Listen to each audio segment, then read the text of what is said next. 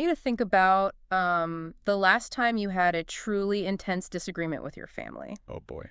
Right. You know exactly the kind I'm talking about. The kind where, like, the volume just keeps creeping up and suddenly old resentments from, I don't know, a decade ago are being dragged out into the harsh light of day. Yeah, the classic holiday dinner meltdown. Exactly. And eventually, everyone just storms off to their separate corners of the house, absolutely fuming. So you've got that specific tight-chested feeling in your head. I think we all do, yeah. Okay, now I want you to take that exact same domestic tension, and I want you to multiply it by about 1,000.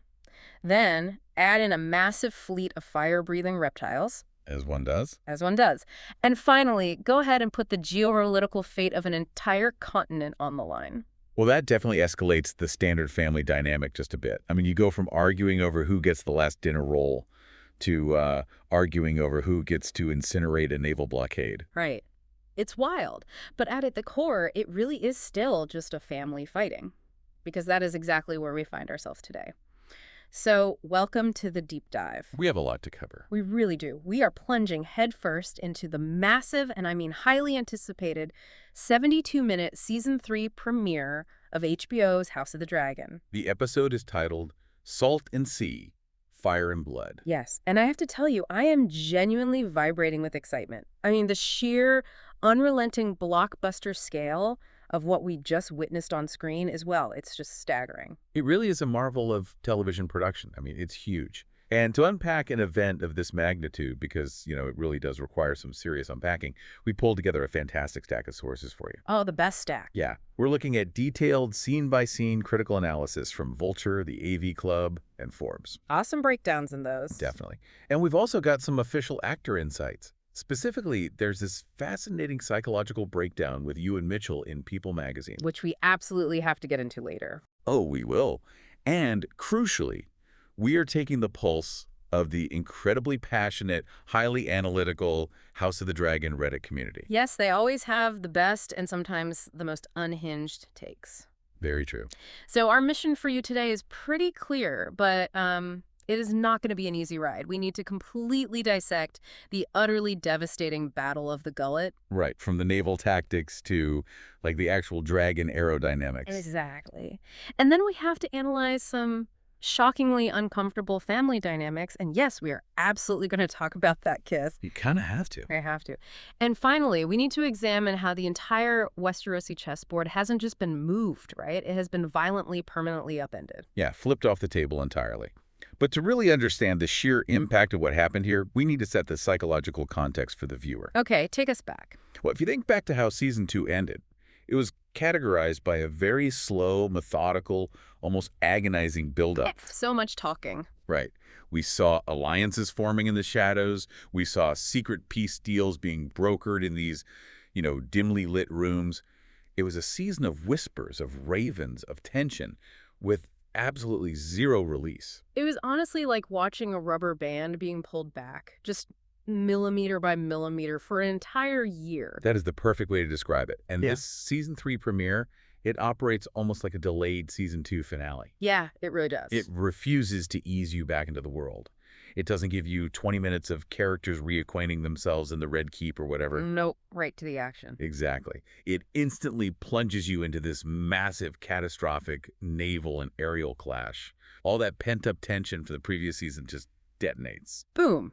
And when that pent-up tension finally breaks, it doesn't break in the throne room, right? It breaks on the water. It does. So to understand the absolute catastrophe that is the Battle of the Gullet, we really need to look at the board. Let's talk about the blood in the water. Let's look at the triarchy. Right. The setup here is a logistical and tactical nightmare for the Black faction. It's a total mess. Yeah.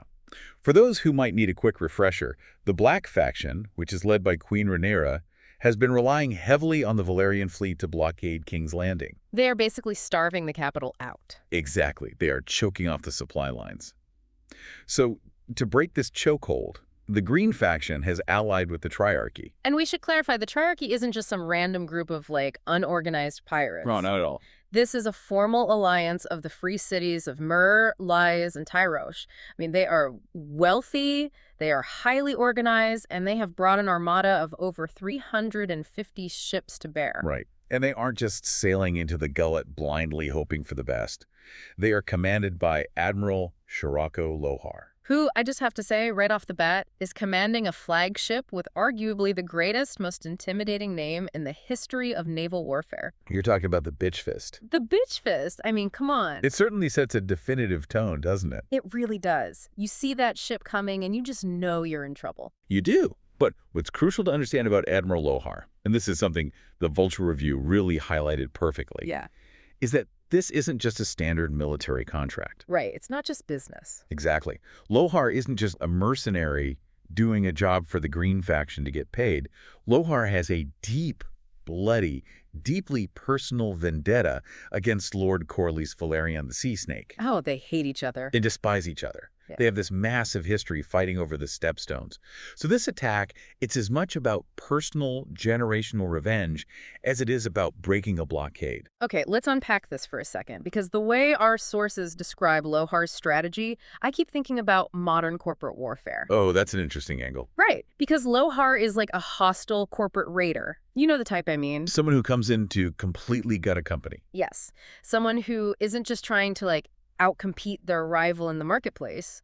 They want to systematically dismantle their rival's legacy. They want to take over their board, burn their headquarters down to the ground, and literally dance on the ashes. Right, they want total annihilation. Exactly. Lohar isn't just trying to slip a few supply ships past Corlys' blockade to get, grain to King's Landing. Lohar wants to wipe House Velaryon off the map entirely. That's a very apt analogy, especially when you look at the actual tactical movements on the screen. Right. I mean, Lohar actually tacks the massive Triarchy fleet north. Which was unexpected. Completely. Yeah. They specifically target the Velaryon family seat, High Tide. The entire goal is to burn the Velaryon home to the ground. Just a devastatingly personal attack. It is. It's an incredibly aggressive, deeply personal opening move. And it forces a desperate, immediate response from the Black faction. I mean, the blockade is broken, the home base is threatened, and this is exactly where the dragons are forced to enter the fray. Which brings us to the air support. So Jacaerys, Jace, and Baela fly into the battle on their dragons, Vermax, and Moondancer. Right. And they are attempting to provide close air support to essentially save the Velaryon fleet from absolute destruction. And visually, I have to say, the episode delivers on this in a way that left fans completely stunned. Oh, the visuals were insane. The AV Club review described it beautifully. They talked about that shot of a dragon casually dragging a talon across the ocean surface. Yes, that shot. Right, it creates this massive wake as it surges into combat. It perfectly conveys the sheer speed and mass of these creatures. It's so visceral. But here is where it gets really interesting and, frankly, completely chaotic. Because it isn't just Jace and Baela up there. I mean, they had a plan. But then Rhaenyra Targaryen shows up. Yes, and this is a massive wild card. Now, if you recall from Season 2, Rhaenyra was supposed to be heading to safety in Pentos. She was supposed to be out of the whole war. Exactly. She was supposed to be protecting the younger children, staying far away from the front lines. But instead, she has spent her time literally starving in the harsh foothills of the Vale. Which is just wild to think about. It is. She's relentlessly tracking this wild, untamed dragon known as Sheepstealer. And miraculously, she actually succeeds in mounting him. Okay, we have to talk about the design of Sheepstealer for a second. Because the sources are just raving about this, and for good reason. Oh, the design is phenomenal. The AV Club called Sheepstealer the Iron Throne with wings. And it is so accurate. It's this mud-brown, gnarly, asymmetrical beast that's just covered in jagged thorns. It's not pretty. No. It doesn't look majestic at all, like Vermax or Moondancer. It looks like a walking natural disaster. Which is a perfect metaphor, really. How so? Well, because sitting on the Iron Throne is incredibly perilous. Yeah. And sitting on Sheepstealer is proving to be exactly the same thing. And that's a great point. Yeah. Rhaenyra flies this newly tamed, completely wild dragon straight into the largest, loudest, most chaotic naval battle in history. And the tragic reality is she cannot control the beast. Wait, let me stop you there and ask for a bit of an explanation, just for the listener who might be wondering. What is the actual difference here? Sure. Why can Jace control Vermax so well in battle, but Rhaenyra can't control Sheepstealer? I mean, aren't they both just Targaryen dragon riders? What is the actual mechanism of this bond? That is a great question, and it really speaks to the deep lore of the world. So, Vermax and Moondancer are what you would call cradle-hatched or domesticated dragons. Okay. They have been around humans, and specifically their riders, since they were literal hatchlings. So they grew up together. Exactly. They are accustomed to saddles, to vocal commands, to the sounds of clanking armor, and the overall structure of a rider's intention. They understand human war. Right. Sheep stealer, on the other hand, is a wild apex predator. This thing has lived for decades, answering to absolutely no one. Just doing whatever it wants in the mountains. Exactly. So bonding with a wild dragon doesn't mean you instantly override its natural instincts. Right. Rhaenyra managed to get on his back without being incinerated, which, is a massive feat in itself. Definitely. But there is a profound difference between hitching a ride on a predator and commanding a disciplined instrument of war. So she's basically riding a hurricane. Exactly. She gets sheep stealer to the battle. But once they're there, the sensory overload, the fire, the screaming, the thousands of ships, it just causes the dragon's wild instincts to completely take over. It just panics. It panics and it lashes out. And this results in devastating friendly fire. I mean, Sheepstealer actually attacks Bela's dragon, Moon Dancer, in the midair confusion. It's pure, unadulterated chaos in the sky. And this chaos sets the perfect stage for what is honestly the most tragic cost of the entire deep dive today. Yeah, it really is. The fall of Vermax. Yeah. Because the Greens and the Triarchy aren't just sitting ducks waiting to be burned. I mean, they didn't bring a knife to a dragon fight. Far from it. They brought highly advanced, specialized anti-dragon technology. They did. You have to remember, this isn't the War of the Five Kings from Game of Thrones. This is an era where military commanders actively expect to fight dragons. They plan for it. Exactly. So the Triarchy uses this heavily weighted, highly specialized weapon. It's basically a massive serrated harpoon, but it's attached directly to an anvil. Okay, when I was reading the Reddit threads, a lot of people are really confused by exactly how this works. Can we do a quick, explain it like I'm five breakdown of the physics here? Oh, absolutely. Why is an anvil harpoon so devastating to a dragon in flight? Right. Well, think about the basic aerodynamics of flight.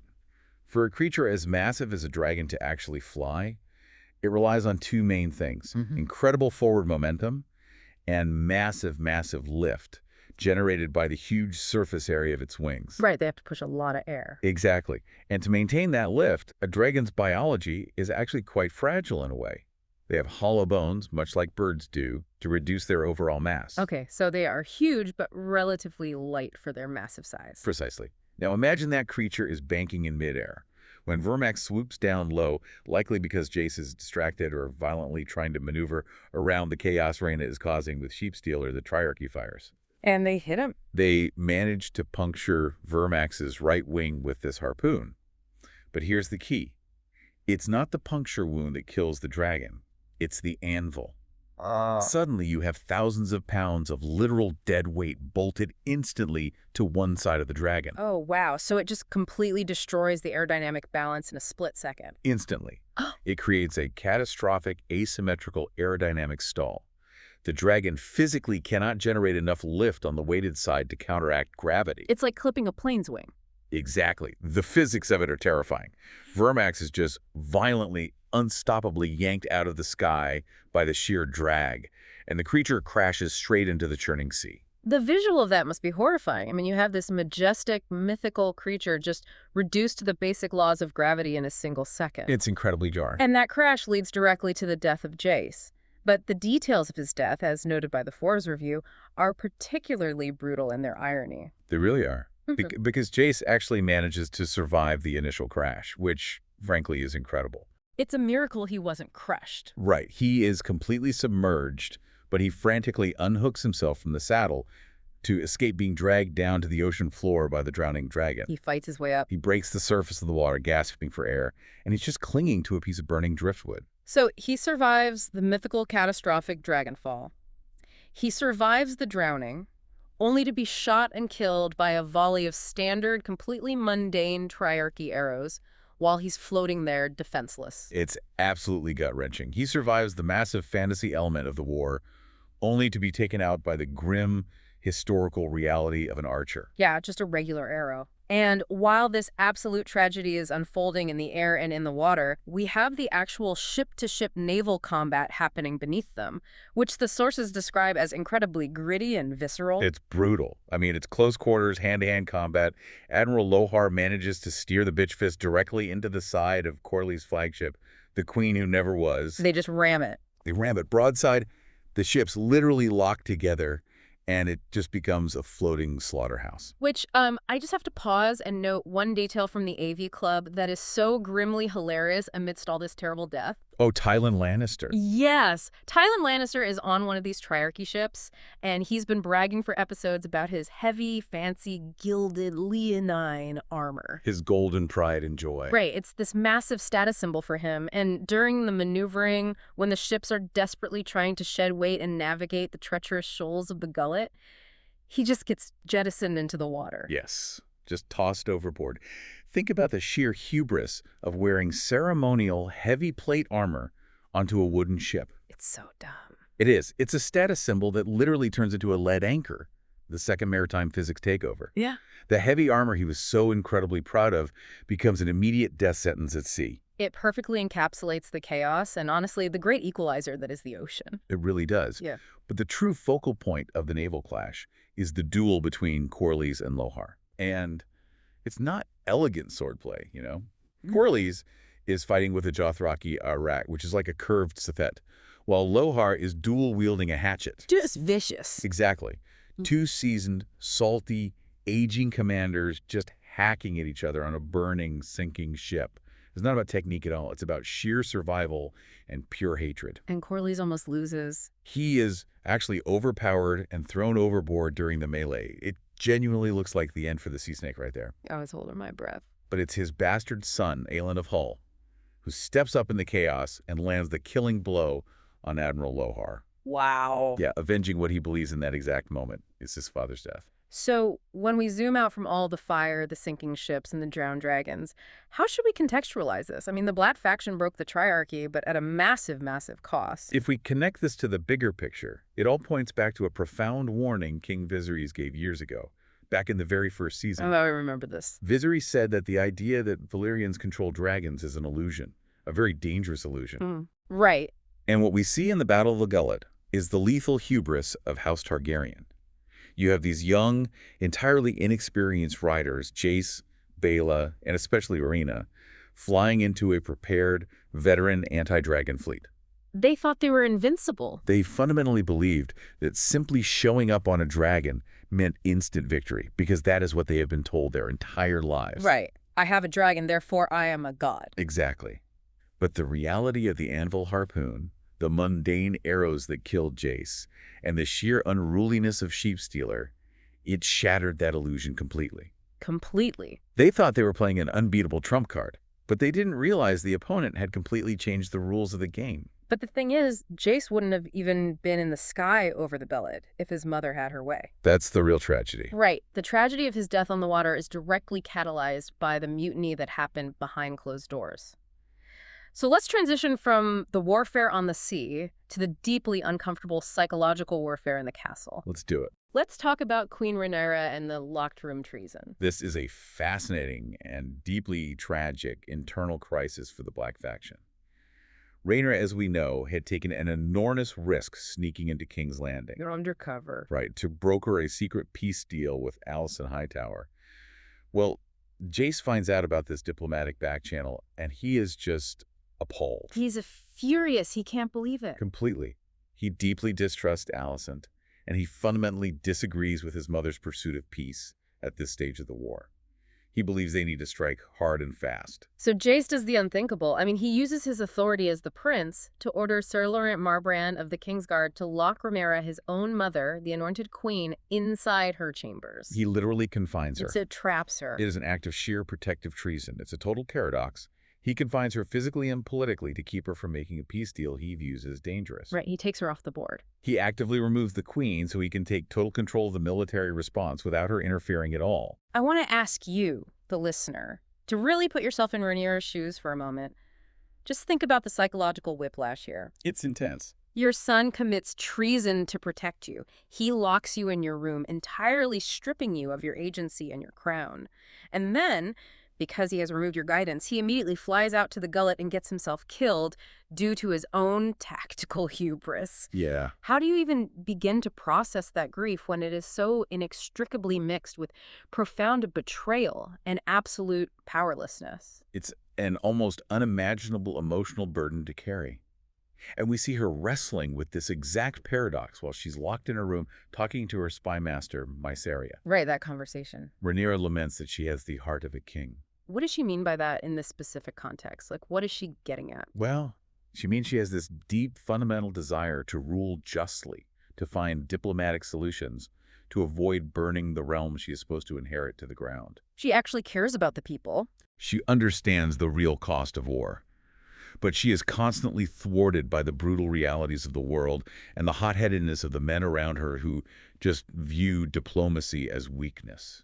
But let me play devil's advocate for a second here. Go for it. Was Jace entirely wrong? I mean, from a purely military standpoint, Rhaenyra's blockade was failing, and the Triarchy was bearing down on them fast. If Jace hadn't locked her up and taken initiative, wouldn't the Valyrian fleet have been wiped out entirely while Rhaenyra was just trying to send ravens to Alicent? That is the tragic crux of the whole argument, and honestly, it's why the writing here is so strong. You can absolutely argue that Jace's military instincts were correct. Immediate force was required at the Gullet. They needed to act. But his political instincts were disastrous.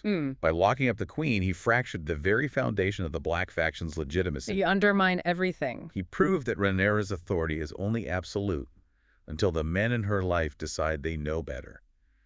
And the psychological toll on Rhaenyra is devastating. I can't even imagine. She was trying to secure peace, specifically to save her remaining children.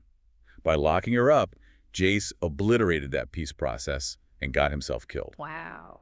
She has now lost a second son to a war she was actively trying to stop at that exact moment. It's just brutal. So we have Rhaenyra, a mother paralyzed and trapped by her son's overprotective treason. But if we look across the continent to the opposing faction, we see a dark mirror image. Oh, definitely. We see a mother paralyzed by her son's profound lack of boundaries. Let's look at the shifting power dynamics in King's Landing and the scene that completely broke the internet. Yes, the power dynamics for the Green faction has shifted radically and entirely outside of Alicent's control. She comes back and everything is upside down. She returns to the Red Keep from her secret meeting with Rhaenyra at Dragonstone. She expects the board to be exactly as she left it. Right. Her second son, Aemond, was supposed to be marching to Harrenhal with the army to fight Daemon. And her eldest son, King Aegon, was supposed to be recovering from his burns in his bed. But the pieces have gone completely rogue. They have. Yeah. Aegon II, who is suffering from severe burn injuries and agonizing opiate withdrawal from the milk of the poppy, has fled the city entirely. Just up and left. He was convinced by the Master of Whisperers, Larys Strong, that Aemond was intentionally going to assassinate him to take the crown permanently. Though we should note a spoiler for later in the episode, Aegon and Larys don't actually get very far. No, they don't. They are intercepted and captured in the woods by Rhaenyra's loyalists. So the actual king of the Green faction is now a prisoner. But Alicent doesn't know that yet. She just knows the king is gone. Which leaves a massive, terrifying vacuum of power in the capital. So when Alicent walks into the throne room expecting to find advisors or a regent handling things, she doesn't find an empty chair. No, she does not. She finds Aemond, her second son, aggressively occupying the Iron Throne, declaring that he will stay in the capital and rule. And Alicent realizes in that exact moment she has lost total control of the monster she helped create. It hits her all at once. She tries to get that control back using the only tool she feels she has left with him. Maternal affection. She tries to flatter him, to manipulate his ego. Right.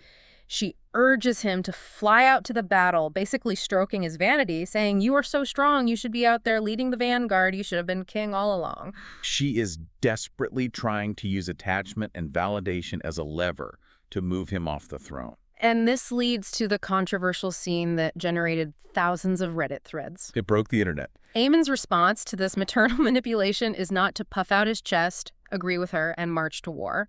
He responds by grabbing Alicent and kissing her on the lips. Yeah.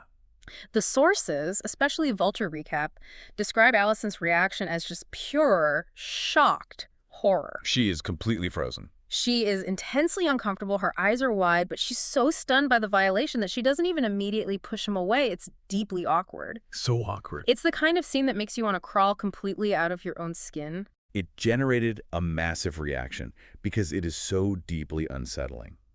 And to understand why this happened, we really need to look at the insights from Ewan Mitchell, the actor who plays Aemond. I was hoping we'd get to this. In a fantastic interview with People magazine, he explained the psychology of the moment. He explicitly stated that this is not about simple romantic or sexual attraction. Right. It stems from a deeply damaged understanding of love and affection. He talked about how Aemond grew up feeling entirely unloved and unseen, right? Exactly. When he was a child, he didn't have a dragon, which made him a total outcast in his own family. He was bullied mercilessly, he lost an eye, He went through a lot. and through all of that trauma, he never felt emotionally supported by his mother. She used him as a political tool, but never actually nurtured him. So it's about attachment. Think about attachment theory. When a child is starved of genuine affection, and they finally receive it as an adult, even if it's clearly manipulative flattery from their mother, their reaction to it is going to be incredibly warped. They don't know what to do with it. Aemond has a twisted, desperate desire for maternal approval. He doesn't know how to process his mother suddenly validating him and telling him he is worthy of the throne. Right. So that psychological short circuit manifests in this deeply inappropriate, boundary-shattering physical violation. I was reading this breakdown and I kept thinking about a chess match. Oh, how so? Well, Allison is this political grandmaster who thinks she is seamlessly moving pieces across the board. She uses her motherhood, her affection, as a tactic, like a weapon, to move her knight to the right square. Right, she wants him to leave the city. But suddenly she realizes the piece she's been pushing around has grown fangs and just bit her hand. She weaponized motherhood and it's spectacularly, horrifyingly backfired. That's a very sharp way to frame it. She thought she was pulling a lever, but she was actually pressing a detonator. Exactly. And if we'll zoom out and look at the broader context of the lore, some fans might ask, well, they are Targaryens. Isn't incest normal for them? I saw a lot of that on Reddit. Yes, the Targaryen family has a well-documented, institutionalized history of incest. I mean, Aemond's own brother, Aegon, is married to their sister, Helaena.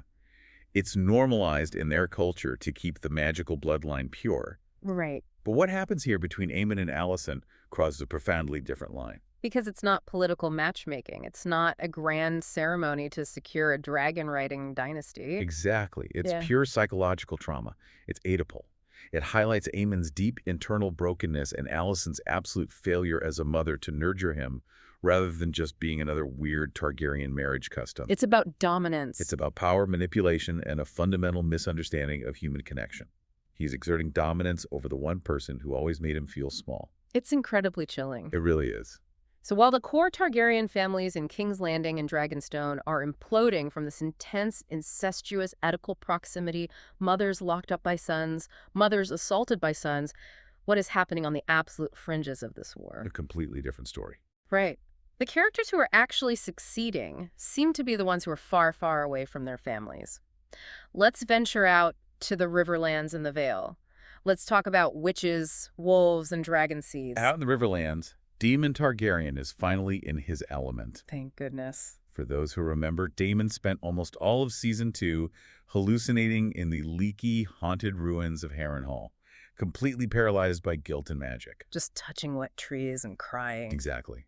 But now he is finally seeing action.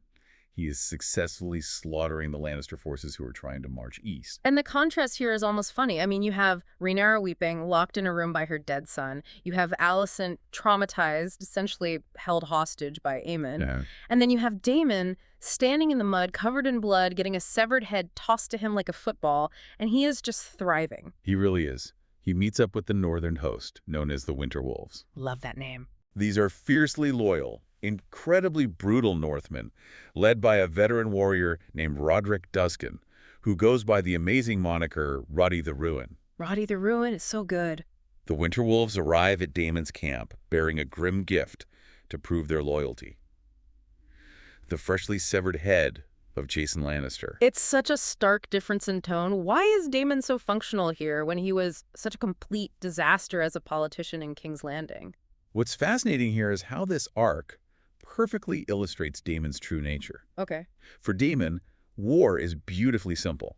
Violence is a language he speaks fluently.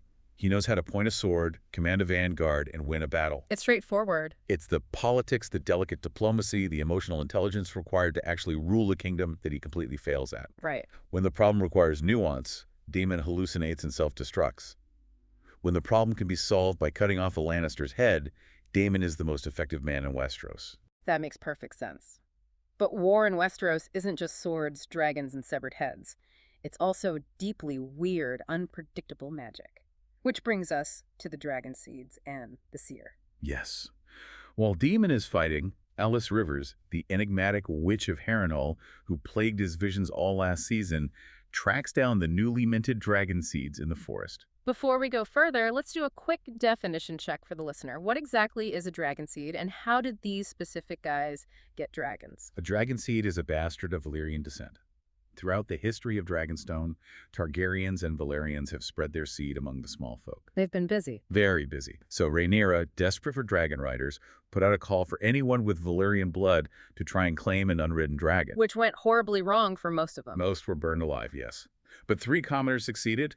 Ulf claimed Silverwing, Hugh claimed Vermithor, and Adam of Hull claimed Seasmoke. Right, so Alice Rivers finds these 3 new, incredibly powerful commoners, Ulf, Hugh, and Adam, and she delivers a stark magical warning. She tells them they need to flee the Riverlands immediately before the chaos of the escalating war entirely engulfs them. And we have to talk about Ulf's reaction here, because Ulf is hilarious, but also incredibly frustrating and indicative of a massive problem for Rhaenyra. Oh, absolutely. He literally just claimed Silverwing, this massive, ancient, historically significant beast, like 5 minutes ago, and he is already complaining and demanding a castle. It's the immediate corruption of power. You take a guy who was literally drinking in a tavern yesterday, you give him the ultimate weapon of mass destruction, and his first thought isn't about duty to the realm or loyalty to the queen. No, it's about real estate. Exactly. Yeah. He wants property. But there's a deeper lore connection with Ulf that the AV Club picked up on, which is absolutely fascinating and requires us to connect some major dots. Oh, the Varys connection, yes. I was blown away by this. Let's unpack this for the listener. So during a scene where the dragon seeds are talking around a fire, Ulf tells a dark story about his past. He mentions losing his innocence to a red priest in Essos, and he specifically says that his king's blood, his secret Targaryen lineage, was used in a strange, agonizing magic ritual. Okay, bells are ringing for Game of Thrones fans. Exactly. For long-term fans, it immediately echoes one of the most famous origin stories in the franchise. The story of Lord Varys, the Master of Whisperers. I remember that monologue so clearly. Varys tells Tyrion how he was castrated as a boy by a sorcerer who threw his parts into a brazier and a voice spoke back from the fire. Right. Varys always hated magic after that, and the implication was always that the sorcerer needed Varys specifically because his blood had magical properties. Exactly. Blood magic in this universe requires power, and the blood of old Valyria King's blood is the most potent you can get. Wow. This throwaway line from Ulf heavily implies that Varys might have secretly had Targaryen or Blackfire blood all along, which is why the sorcerer targeted him in the first place. It's such a brilliant little Easter egg that connects the deep history of this world across centuries. It rewards the long-term fans who are really paying close attention to the dialogue, even amidst all the spectacle of dragons and naval battles. Absolutely. Speaking of the fans, when you take all this, the massive scale of the battles, the deeply uncomfortable psychological warfare, the deep lore cuts, how is the audience actually metabolizing it? Let's transition to our final segment and check the pulse of the fandom. Well, if you look at the House of the Dragon Reddit community, which is usually critical, the reaction is actually massive. Overwhelmingly positive. Yes. There is almost universal praise for the sheer cinematic blockbuster scale of the episode. Many fans are calling it the best premiere of the entire franchise. High praise. The visual effects of the drowning dragon, the intensity of the ship combat, the horror of the Envil harpoon, it really delivered on the massive fantasy spectacle that people expect from this universe. But it wasn't all unanimous praise. There was a really fierce debate about the dragons themselves, specifically regarding Vermax's death. There was. A lot of fans were complaining that the dragons are being nerfed, which is gaming terminology, meaning they're being made artificially weak for plot convenience. Right. They felt that seeing a dragon get taken down by a ballista or a harpoon felt way too much like the late-stage logic of Game of Thrones. Yes, the Season 8 comparisons were definitely flying around. Fans remember how easily Rhaegal was shot out of the sky by Euron Greyjoy, and they were worried the writers were just repeating that exact same mistake. And I have to ask you, the listener, where do you fall on this debate? Think about it. If a bunch of pirates with big crossbows and anvils can take down a dragon, the ultimate mythical weapon of mass destruction, what is the point of the dragons? That's a fair question. Doesn't it diminish their terrifying awe if they can be swatted out of the sky by a lucky shot from a wooden ship? It's a very valid question, and it speaks to the delicate balance of fantasy storytelling. If a weapon has no counter, the story loses tension entirely. But there was a very strong counter-argument within the fandom as well, which I tend to agree with. One Redditor pointed out a great historical analogy. Cavemen killed woolly mammoths. Oh, that's a fantastic point. I love that. Right. Dragons are magical, yes, but they're also animals. They are flesh and blood. They have bone structures and aerodynamic limits. They aren't invincible gods. They can be hurt. Furthermore, as we discussed earlier regarding the physics of the fall, these specific dragons were being flown by children with zero actual battle experience. Jace flew too low. Jace flew Vermax, too low, too slow, straight into a prepared, technologically advanced trap. It wasn't that the dragon was inherently weak. It was that the rider made a fatal tactical error against an enemy who had studied how to kill them. That makes a lot of sense. The hubris of youth getting the mythical beast killed. Yeah. It's not a nerf, it's a consequence. But there was another major meta-commentary point raised by both the professional reviewers and the fans, and it has to do with time. Specifically, the reality of television production and the nearly 2-year gap between Season 2 and Season 3. This is a significant narrative challenge for HBO and, frankly, for any massive modern show. It's such a long wait. When you have a 24-month hiatus, how does that affect the audience's emotional investment? I struggled with it a bit, honestly. We saw comments from viewers saying that when characters like Jace or Corlys were in mortal peril or even dying, they didn't feel the devastating emotional gut punch they expected to feel. Because they just forgot about them. Simply because they hadn't seen or really thought about these characters in 2 years. Right. You contrast the high-octane, visually stunning spectacle of the Battle of the Gullet with the sheer mental gymnastics required just to remember the complex family trees, who is mad at who, and why Rhaenyra was even in the Vale in the first place. It's a lot to hold in your head. It's a huge cognitive load for the casual viewer. If you treat an episode like a delayed season finale, but make the audience wait 2 real-world years for it, some of the emotional resonance inevitably evaporates. It highlights the friction between the immense production time required to make a show that looks this incredibly good and the serialized storytelling required to keep an audience emotionally tethered to a large, complex ensemble cast. You gain visual fidelity, but you risk emotional detachment. It's a really tough balance to strike. It is. But balancing complex narratives is what we try to do here, so let's bring all these thematic threads together for our final wrap-up. The board has shifted seismically. The Black faction has suffered catastrophic, potentially unrecoverable losses. Huge losses. Jace, the heir to the throne and the tactical mind of the family, is dead. Vermax is gone. The Valyrian fleet is crippled. Right. The entire backbone of Rhaenyra's power is broken, and the sea snake is battered and grieving. Meanwhile, the Green faction is descending into pure, unadulterated anarchy. Aegon the King is a captive of his enemies in the woods. Aemon has usurped the throne and crossed a deeply disturbing, boundary-shattering psychological line with his own mother, Alicent. Proving he is entirely out of her control. And amidst all of this human chaos, the dragons themselves, the ultimate symbols of Targaryen supremacy and divine right, are proving to be startlingly mortal, untamable, and vulnerable to gravity and iron. Which leaves us with a lingering thought to mull over as we close out today's deep dive. Exactly. I want to build one last time on King Viserys' ancient warning that controlling dragons is an illusion. Okay. Viserys was talking about the beasts, but I want you, the listener, to look closely at the humans in this story. Think about what we've discussed today. That's a lot of chaos. From Jace committing treason and locking up his queen to force his own strategy, to Aemon violently violating his mother's emotional boundaries to soothe his own trauma, to Ulf the Dragonseed instantly demanding castles the second he gets a taste of power. Are any of these so-called rulers actually in control? Are they in control of their subjects, their families, or even their own darkest impulses? Or is everyone in Westeros, king and commoner alike, just a passenger on a terrifying, blood-soaked ride that they can no longer stop? A terrifying thought to leave on, and a perfect encapsulation of why this story is so gripping. Thank you so much for joining us for this deep dive. We highly encourage you to keep exploring these sources, the Reddit threads, and these themes on your own. Remember that intense family dinner disagreement we talked about at the start of the show? Hard to forget. Next time it happens, just take a deep breath and be glad nobody at your table has a dragon or an anvil harpoon. We'll see you next time.